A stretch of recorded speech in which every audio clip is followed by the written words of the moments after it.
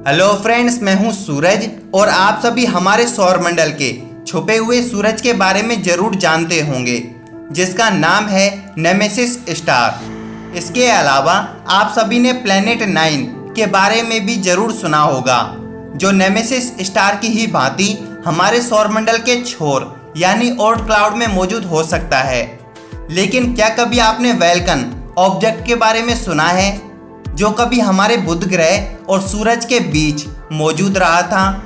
इसके अलावा एक बार जब नासा के एक astronaut Steve Robinson space shuttle की रिपेयरिंग करने के बाद ISS के अंदर जा रहे थे, तभी उनके कैमरे ने कुछ ऐसा रिकॉर्ड कर लिया जो बेहद ही डरावना था। पर वो आखिर था क्या? इसे और आज के नए बेस्ट फैक्ट जानने के लिए इस वीडियो को अंत तक जरूर देखना। वैसे यदि आप चैनल पर नए हैं तो चैनल को अभी सब्सक्राइब कर लो और पास वाले बेल आइकन को भी जरूर प्रेस कर लो। हमारे सौरमंडल का सबसे दूर का ग्रह नेपच्यून, जो आकार में चौथा सबसे बड़ा और गैसीय ग्रह है, पर दूसरे गैसीय ग्रहों के मुकाबले ये अपने अंदर सबसे ज़्यादा मिस्ट्री छुपाए हुए है। इसकी एक बेहद ही बड़ी मिस्ट्री है कि यह अपनी ही हीट को बाहर निकालता है। जैसा कि हम सब जानते हैं कि सोलर सिस्टम का सबसे दूर का प्लेनेट होने के कारण इसे हमारे सूरज से सबसे कम हीट और सनलाइट मिलती है, और यदि हम इसे यूरेनस से कंपेयर करें तो शायद यह सनलाइट उससे भी आधी प्राप्त करता है। लेकिन यहाँ पर इंटरेस्टिंग बात यह है कि नेपच्यून को जितनी हीट सूरज से मिलती है, वो उससे 2.6 टाइम्स ज़्यादा हीट खुद से ही रिलीज कर देता है। और इसी हीट के कारण नेपच्यून पर सौरमंडल की सबसे फास्टेस्ट विंड चलती हैं, जिनकी रफ्तार है करीब 2100 किलोमीटर पर आवर। पर नेपच्यून का इतनी हीट निकालने का आखिर कारण क्या हो सकता है? इसके बारे में हमारे खगोलविद अपनी अपनी थ्योरी पेश करते हैं। कुछ वैज्ञानिक मानते हैं कि यह नेपच्यून के फॉर्मेशन के बाद बचे हुए मटेरियल की हीट है, जो अभी भी इसके अंदर से निकल रही है। वहीं कुछ वैज्ञानिक मानते हैं कि यह अपने कोर में प्रेजेंट हीट को रेडिएट कर रहा है, और इसी कारण वो बेहद ही धीमी रफ्तार से सिकुड़ता भी जा रहा है। हालांकि हम इसके पीछे का असल कारण नहीं जानते हैं, पर मैं उम्मीद करता हूँ कि फ्यूचर में हम इसके रहस्य से पर्दा उठा ही लेंगे। आप इसकी हीट के पीछे के कारण के बारे में क्या सोचते हैं, मुझे कमेंट में ज़रूर बताना। 25 अप्रैल साल 2010 जब अमेरिका के हिस्ट्री चैनल के द्वारा एक एपिसोड जिसका नाम है America the story of us को टेलीकास्ट किया गया, जिसमें बताया गया था कि नासा अपने स्पेस शटल और अन्य स्पेस प्रोब्स में व्हेल ऑयल का यूज करता है। इस बात ने सभी को हिलाकर रख दिया था। वैसे आप सभी सोच रहे होंगे कि आखिर अंतरिक्ष में ब्लू व्हेल्स ऑयल का आखिर क्या काम? तो दोस्त, मैं आपको बता दूं कि स्पेस शटल में यूज होने वाले हाइड्रोजन फ्यूल और अन्य ऑयल्स अंतरिक्ष के तापमान पर जम जाते हैं, पर व्हेल ऑयल को जमने के लिए कई नेगेटिव डिग्री तापमान की ज़रूरत होती है, और इसीलिए व्हेल ऑयल को लिक्विड हाइड्रोजन ऑयल में मिलाया जाता है। पर साल 1986 में इंटरनेशनल व्हेलिंग कमीशन ने व्हेल पार्ट्स एंड ऑयल पर बैन लगा दिया था। दोस्त, अब मैं आपको इसी में ही एक फैक्ट बताने वाला हूँ। जैसा कि मैं आपको बता चुका हूँ कि नासा साल 1986 से पहले तक व्हेल्स ऑयल को यूज करता था, जिसमें उसने Mars probe, moon Apollo missions, pioneer, Voyager missions, Hubble space telescopes में इस ऑयल को यूज किया था। पर क्या आपको पता है कि नासा व्हेल ऑयल बैन होने के बाद भी व्हेल ऑयल को इनलीगल तरीके से आज भी यूज करता है? दोस्तों, यदि आप एक स्पेस लवर हैं तो आपने हमारे सौरमंडल में छिपे नेमेसिस स्टार और हमारे सौरमंडल के 9th प्लेनेट यानी प्लेनेट एक्स की हाइपोथेटिकल थ्योरी के बारे में तो जरूर सुना होगा। लेकिन अब मैं दावे के साथ कह सकता हूँ कि आपने वेल्कन ऑब्जेक्ट के बारे में कभी नहीं सुना होगा।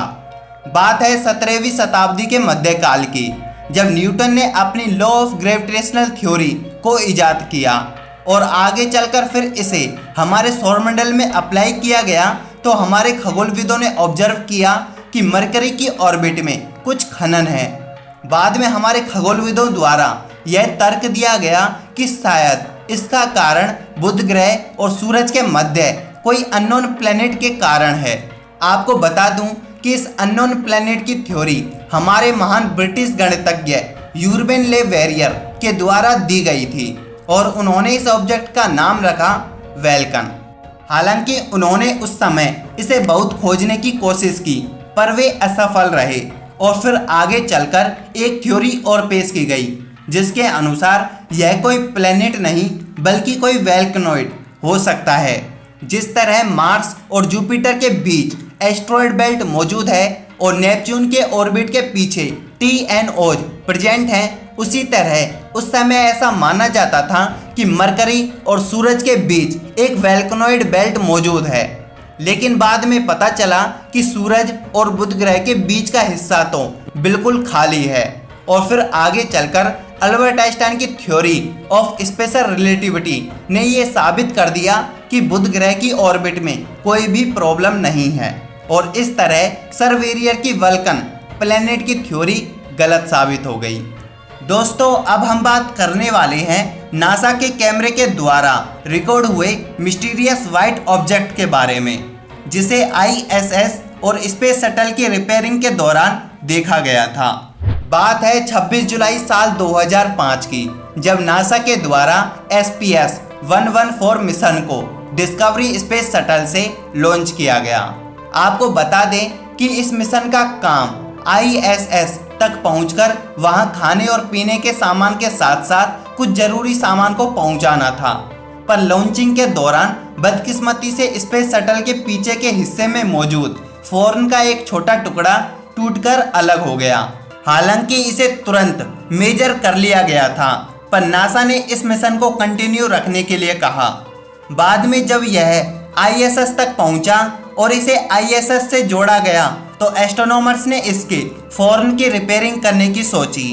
बाद में नासा के एक एस्ट्रोनॉट जिनका नाम है स्टीव रॉबिन्सन को नुकसान के मेजर और रिपेयरिंग के लिए भेजा गया, परंतु जब वे स्पेस शटल की रिपेयरिंग कर वापस ISS के अंदर जा रहे थे तभी उनके कैमरे ने कुछ ऐसा डरावना रिकॉर्ड कर लिया जो बेहद ही हैरत अंगेज था।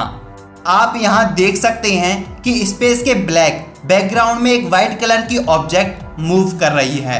यह ऑब्जेक्ट उस स्पेस शटल के बेहद ही करीब से गुजरता है और फिर थोड़ी देर के लिए रुकता है और अपनी डायरेक्शन चेंज कर वहां से चला जाता है। पर आखिर ये था क्या? नासा ने इसका जवाब दिया कि शायद वो एक स्पेस डिब्रीज था या वो एक फोर्न का ही टुकड़ा था जो स्पेस शटल से अलग हुआ था। पर यहाँ बहुत से लोगों ने नासा के इस जवाब पर यकीन नहीं किया और करते भी भला कैसे। आप सभी को भी इस ऑब्जेक्ट की मूवमेंट काफ़ी अजीब लगेगी। यहाँ सोचने वाली बात तो ये है कि वो ऑब्जेक्ट कुछ समय के लिए रुका था और अपनी दिशा को भी चेंज किया था। यहाँ स्पेस डिब्रीज ऐसा बिल्कुल नहीं कर सकता और ना ही फोर्न का टुकड़ा। कुछ शोधकर्ताओं का मानना है कि वो एक एलियन शिप था जो वहाँ घूम रहा था। हालांकि उस ऑब्जेक्ट को उसके बाद कभी नहीं देखा गया और आज भी वो एक मिस्ट्री है। आप इसके बारे में क्या सोचते हैं हमें कमेंट में ज़रूर बताना। मैं आपके कमेंट्स का वेट ज़रूर करूँगा। यदि आप इस सीरीज के पिछले एपिसोड्स को देखना चाहते हैं तो यहाँ पर क्लिक कर दीजिए। यदि आप हमें सपोर्ट या हमसे दोस्ती करना चाहते हैं तो इस लोगो पर क्लिक कर हमें सब्सक्राइब कर दें। जय हिंद, वंदे मातरम।